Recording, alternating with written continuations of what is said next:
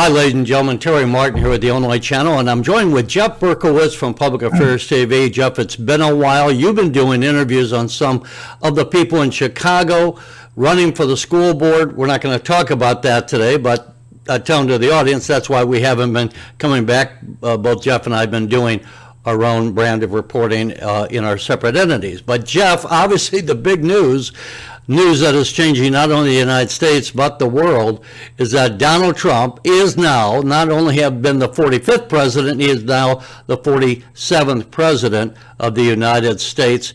Everyone knows that. But I want to say something right off the top here. Because Trump has this gap in between, Biden in between his two terms of office, what's interesting, and someone else made this comment the other day that I was thinking about, that if Trump had been reelected, when you get a second term in a normal way, following your first 4 years, you get a second 4 years, everyone is a little bit worn out. You get a changeover of staff. The president doesn't have the enthusiasm that he had because he's already been in office for 4 years. And now Trump coming back in is different than when we reelected Reagan or reelected Clinton. Trump is coming in with a whole lot of enthusiasm, not only for himself, but his supporters, because in the supporters' minds, they've suffered through 4 years of Biden, and they are geared up to take on the challenges and do all sorts of things that we will be talking about. Before we get into our discussion of some of the personalities and policies, let me just refresh the audience. If you haven't seen, folks, Trump has now amassed 312 electoral college votes, 74, almost 75 million votes. He got the majority of the vote, 50.3%. And when we look at an electoral map here, and this was taken before Arizona and Nevada were called for sure, but they did go for Trump. You can see it was a red wave across most of the United States, while the West Coast and East Coast remain in Democratic hands. And of course here in Illinois, we see that it went to the Democrat Kamala Harris. However, when we look at Illinois in a deeper vein, you can see how many counties of the 102 counties across the state Trump carried. On the other hand, those counties in the Chicagoland area and collar counties, and there we see both in the Peoria area and Champaign, Urbana, as well as the counties down in the Metro East. Those more populated counties did go to the Democrats, and that's why the Democrats are in full control here in Illinois. But Jeff, we're going to be having a whole lot of fun things to be talking about, not only between here and the inauguration with the people who are joining the candidates, joining the Trump administration, but also when we get into it, all the different changes that'll be coming up. Can we jump into the fun, Terry? Because the big news as we take this on November 15th is, can Trump get through what he views as his key nominees for his cabinet? His two most important departments to get a control of the U.S. government, the Department of Justice. He has been, for 4 years, basically off and on, he's been prosecuted by, he thinks, the Department of Justice of the United States. So he really wants to get a handle on that. He wants to revitalize that. The DOJ, that's his target. And the man for him, he thinks, to do it is Matt Gaetz, the Attorney General nominee. So that's number one on his mind. Number two. And Jeff, hang on just 1 second, if I might. Let me just bring up, for the people who don't know, Matt Gaetz is a Republican congressman from Florida. And the other thing that we have to note, because this is critical, and why Matt Gaetz may not end up being the Attorney General that Trump wants, because Matt Gaetz was the House member that challenged after Mr. McCarthy, Speaker McCarthy was the Speaker. He was the one that challenged the Speaker. Back then you could remove the Speaker if even one member of the House challenged you, and Gaetz did, and it led up to McCarthy being voted out of the Speaker's chair. So a lot of Republicans are still very irritated with Mr. Gates, and in the Senate as well, where they have to confirm. There's some question about whether he will be approved as the Attorney General. Right. He is going to be the hardest nominee for Trump to get through. And look, Matt Gaetz just has enormous number of enemies. You mentioned one of the main reasons in many Republicans' minds, he screwed up the Republican Party in needless fights about who would be Speaker. But he's got a lot of enemies all over the place, especially in the House and Senate. And you don't want to have a lot of enemies in the Senate because they are the folks. Trump gets to nominate people, but it's the advice and consent of the Senate constitutionally. And the U.S. Senate loves their clubby atmosphere, and they believe in advice and consent, and they want to make sure. And both parties think this, Republicans and Democrats. They guard that power jealously. Okay, so that's number one. Number two, Trump is also upset about, still remembers the spying that occurred. He says occurred, and I think there's a lot of evidence, as he was coming into the presidency 8 years ago, and he holds responsible the FBI and the CIA and a variety of intelligence agencies. So he wants to shake up the intel agencies, and so his number two target is Director of National Intelligence. His nominee there is Tulsi Gabbard, who has her own controversy. So those two are going to be, I think, the toughest of all the nominees. We can get to the others, but and if he the other, as long as we're speaking of possible challenges, right. Sure. Another one, which was, Trump has had a number of surprises. Matt Gaetz flabbergasted me. I even put on Facebook, he is not the guy for the Attorney General's office. But normally I wouldn't do that, but I just thought pretty strongly that, he has his moments, Mr. Gaetz, but he's not the right guy for the Attorney General's office. Another surprise, and there's a number of surprises, Bobby Kennedy for HHS. I thought Bobby Kennedy would have been a White House domestic policy advisor, something along those lines, but not a cabinet secretary. But lo and behold, Robert Kennedy Jr., 70 years old. People call him a vaccine denier. That he is not that, as he has said. He has had all of his vaccines. He believes in vaccines. He was very critical of the COVID vaccines. And he has, I'm not sure, but there have been over the years questions about whether some of these vaccines that are out there for children, is there any link between that and autism or some of the other maladies? In most cases, there is no direct link, but there are suspicions. And in general, what Robert Kennedy wants to do is take on the pharma companies, take on the food companies. So a lot of changes here, but he's going to have his own set of enemies. Look, at least half or almost half of the 20 or so nominees that have come out, you could say represent one major thing, that is change. Trump views this, and I think correctly so, it was a change election. It's one of the main reasons why he won certainly all 7 of the swing states, because this country was ready for change. The Democratic Party had 2 people, and especially its nominee, Harris, who did not represent change. She had been vice president for the last 5 years, ratifying and confirming and agreeing with everything that Joe Biden said. It was the Biden presidency or the Biden-Harris presidency. And so the point is, he wants to change DOJ, Trump does. He wants to change the intel agencies. He wants to change the Pentagon and defense. He wants to change HHS. Those are 4 enormous entities in the government that have enormous budgets, enormous numbers of people, and enormous impact. And he wants to change foreign policy. We didn't get to the National Security Agency and his NSA advisor. Those are the biggies. And he basically wants to poke them in the eye. He wants to poke every one of those agencies and say, you have not been doing it right. People elected me to bring about change, and I'm going to do it. And so every one of these folks are iconic.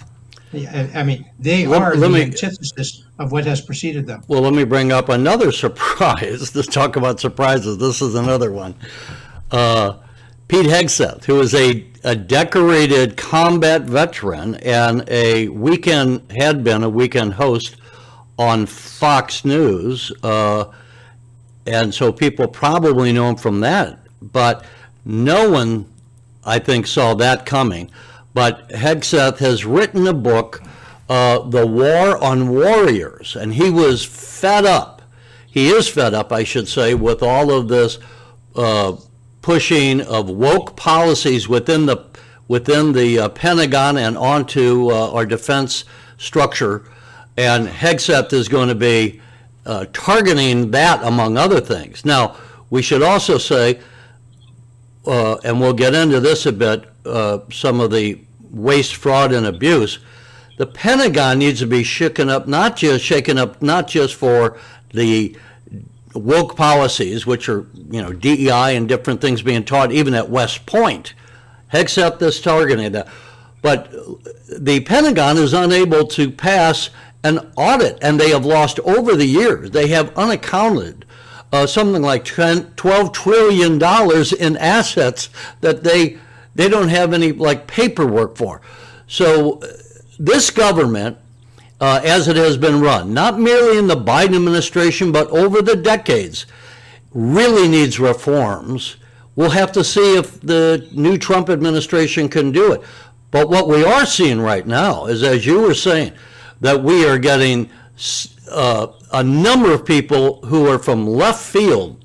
I mean, really not just where you're picking a senator or a congressman or a governor, as we typically see, but picking Bobby Kennedy, picking Matt Gaetz was a real surprise, even though he's a congressman.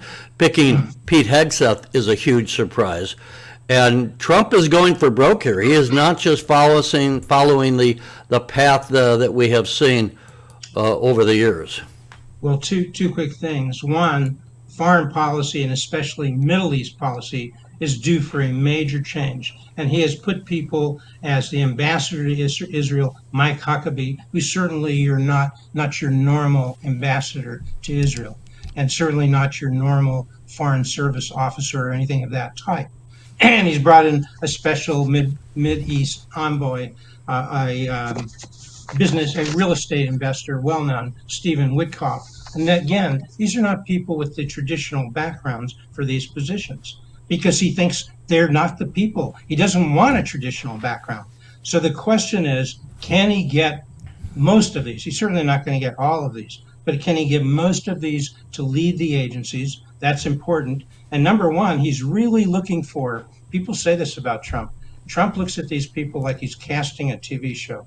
And he wants people who look the part, sound the part that he's going to play, that his people are going to play. And he's also looking for people who are really strong on communications. He knows they're going to face enormous pushback from the left-wing media. 90%, everybody knows this, of our national media are biased left. And he's going to face that pushback. So he wants a guy like Pete Hegseth, who is, Whoopi Goldberg said, oh, he's an anchor on Fox, and he's not even a real anchor, she said. He's just a weekend anchor, okay? Well, weekend anchor or not, Pete Hegseth knows how to communicate. And Tulsi Gabbard knows how to communicate. He does, and I would say Matt Gaetz. If you want to give Matt Gaetz some gold stars, he is a great communicator. And when the current Attorney General, Garland, testified before the House Judiciary Committee, Matt Gaetz tore him apart with his questioning and made him look like a fool. Some people have said it was that questioning in a committee hearing not too long ago that may have put him in Trump's mind as far as putting him in as Attorney General. And one other thing on this, let me say that's critical when we look at the new Trump administration. Trump was new to Washington when he came in last time, and he made some bad appointments. And one of them was Jeff Sessions. And then because of the Russian collusion things, which Sessions then recused himself from, Trump, as President of the United States, never had his own people really running the Department of Justice. He was never satisfied with that. He had Wiseman, who was a Democrat, managing the store, while Jeff Sessions had recused himself. So I think what we're seeing here is not just in the Department of Justice, the DOJ, but in all of these departments. Trump wants people who are going to really be representing the Trump revolution. So he knows going in, we know this, when you come in the first time, you think, we'll probably be reelected. I'm going to have 8 years. Trump knows from the get-go he has 4 years and that's it. So he is going to be operating this administration as much as he can at warp speed, trying to push through his agenda, push through his people, get the policies passed. And because he has a House and Senate now of the Republican control, he's going to have a good chance to get a heck of a lot done in the first 2 years, and then we'll have to see what happens at the midterm elections. Right. The phrase that comes to mind, we've all heard this: fool me once, shame on you; fool me twice, shame on me. He was fooled once by not understanding, perhaps not even knowing, how deep the deep state is, especially at DOJ. That is the deepest of the deep states. You have to go through that department and clean house. I'm not sure how he's going to do it, but you got to get your people there who believe, and you want good, smart, shrewd people. I mean, Matt Gaetz is no dummy. He's really good at communications. He's a Williams and Mary Law School grad. That's a good law school. He knows how, as you pointed out, he knows how to cross-examine people. He's done that. It's been impressive. So none of these people are dummies. Pete Hegseth, not a dummy. Okay, Tulsi Gabbard, not a dummy. Matt Gaetz, not a dummy. So I'm not saying Jeff Sessions was a dummy, but he was so ill prepared to deal with the onslaught that he was. There are people who are good senators. They're good senators, but they're not good cabinet members. It's a different environment. When you're a senator, you're like one member of a committee that's 100 people. When you're a cabinet officer, you're the guy at the top of the pyramid, and the only guy above you is the president. So it's just a different environment. And that was the problem. And, when we look at defense, and we got Pete Hegseth is going to be totally on board with Trump and the Trump revolution. What happened last time in the Trump administration? He brought in Mad Dog, and I'm dropping his last name right, Mad Dog Mattis, and ended up firing him. Then he brought in a replacement whose name, the man escapes my memory right now, but he fired him as well then eventually. So Trump stumbled with appointments in his first administration.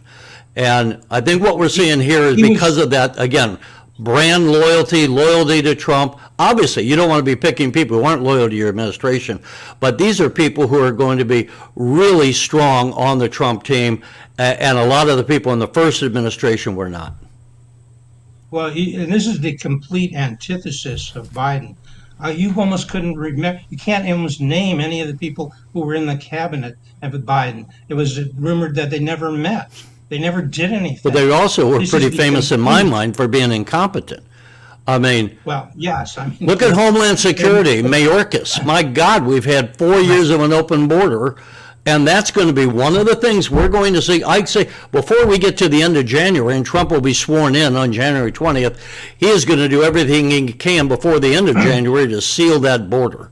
I even kind of question, not that it's been talked about, whether he would temporarily move any of our military troops along the border just to back up the Border Patrol. Tom Homan, who has spent something like 30 years in law enforcement and was head of the Border Patrol before, I believe that was his actual title, but I may be wrong on that. But Homan is going to be the border czar. He is very tough. He's a good appointment because the man has a wealth of experience on the border. He knows exactly what needs to be done, and he is on board with Trump in making him. That's good. So that's going to be an early on policy goal, and that was like the second highest issue that the election spun on. We know that from polling, as well as the inflation and the economy. The population of this country has said, in so many words, with their vote, that look, we're fed up.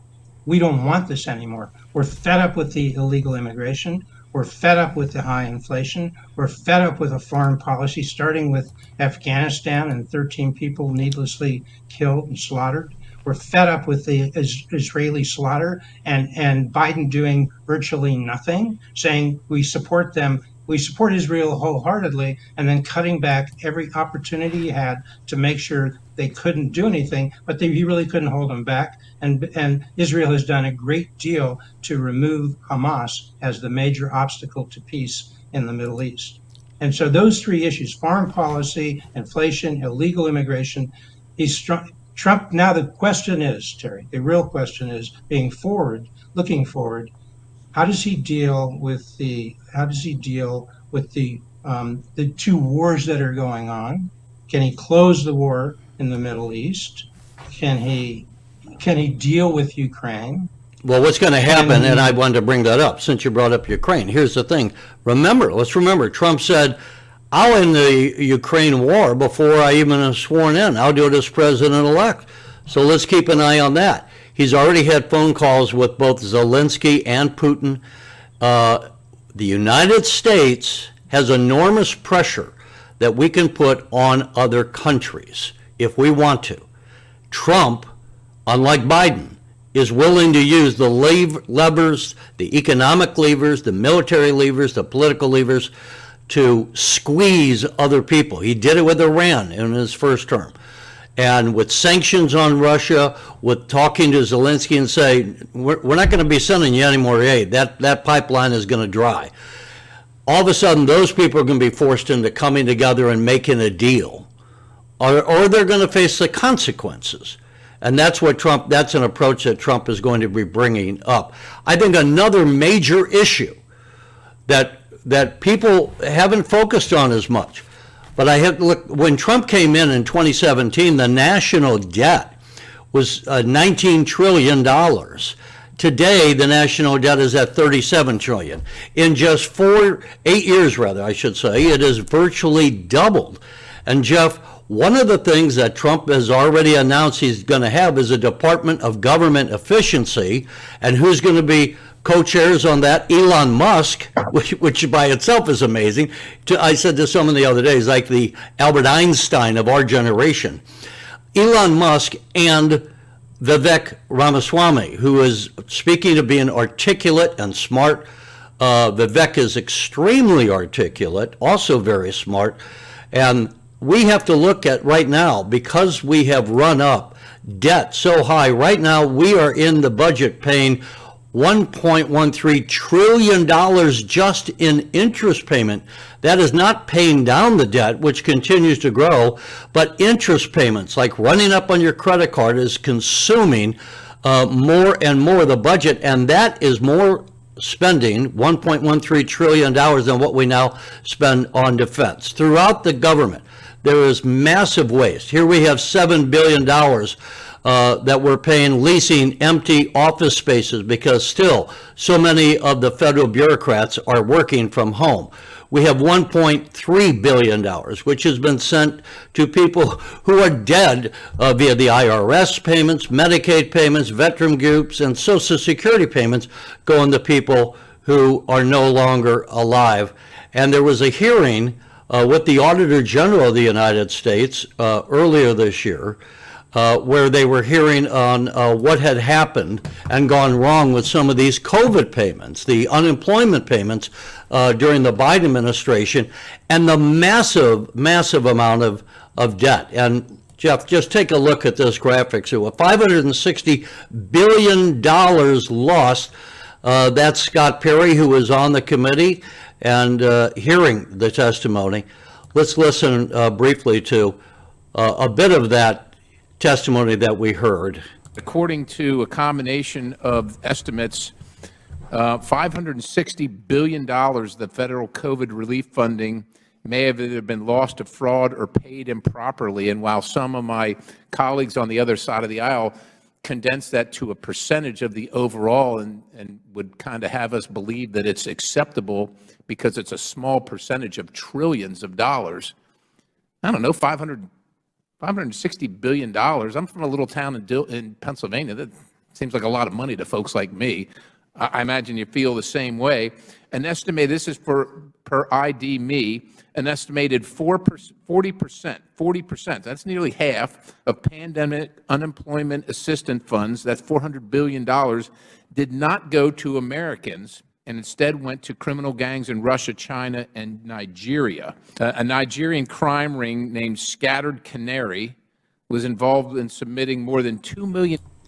So Jeff, that's a portion of the hearing, and the point is that finally, after years of ignoring the growth in the national debt, we have a government effort to stymie some of this waste, fraud, and abuse and the growth of spending.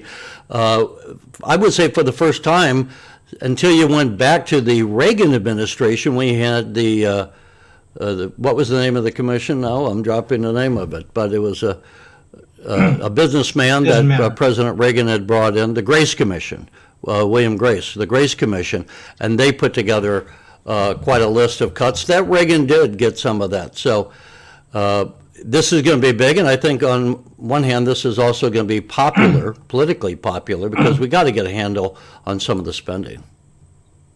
Well, look, Trump has basically 2 years to do a lot.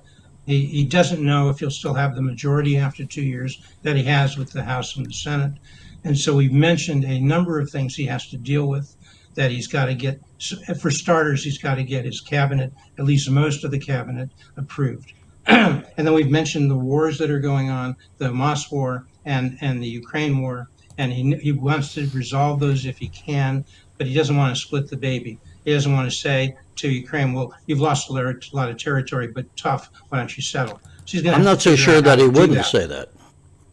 Well, he might, but I don't think that's going to make him a good president at the end of the day. Well, that's a subjective judgment. I think what Trump wants to do is say we're not going to be spending. Look, right now we have a bucket with a hole in the bottom, and it's called Ukraine aid, and Trump wants to cut that aid off and cut it off because the war is over.